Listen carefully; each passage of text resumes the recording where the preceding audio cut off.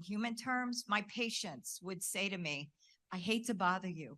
I see you running up and down the hallway. Can I just ask you for one thing? And they tried to be patient, but I mean, how long can you be patient when a nurse says, I'll be right back? And by the way, don't we all say that? I'll be right back. How many hours later do we get back there? Because something else hijacks our time. Simple needs go unmet. Simple toileting needs, care, self-care needs. Patients don't get it.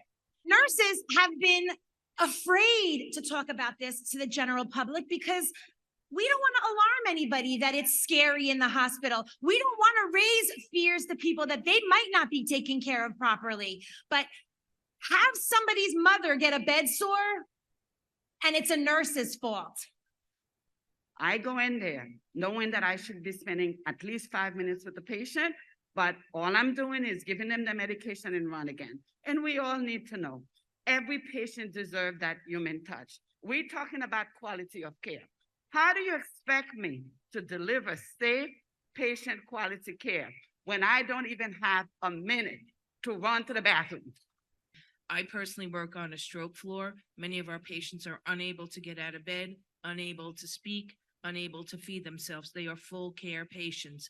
You say, what is my priority that day? Do I feed the patient with the PEG tube that cannot feed themselves? Do I feed the patient that has flaccid on one arm and cannot feed themselves? So you look and you say, then do I have enough staff that's going to help me turn and reposition that patient as an RTEX? No, wait, I have to go answer the phone because there's no uniclerk. So where does my priority lie? That's what we have to look at. Have somebody have a heart attack, or like Judy's talking about, somebody who can't feed themselves.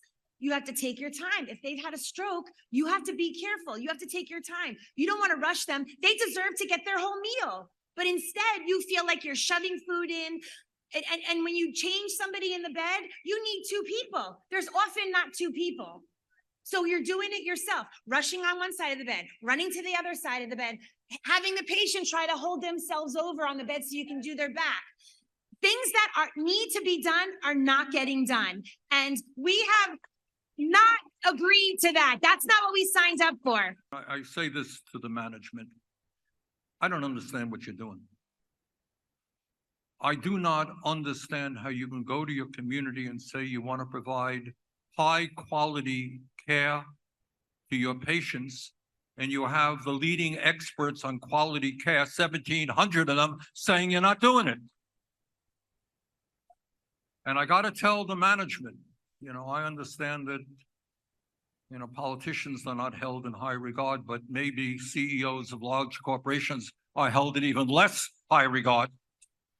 So I would hope very much that the management at Robert Wood Johnson comes back to the table.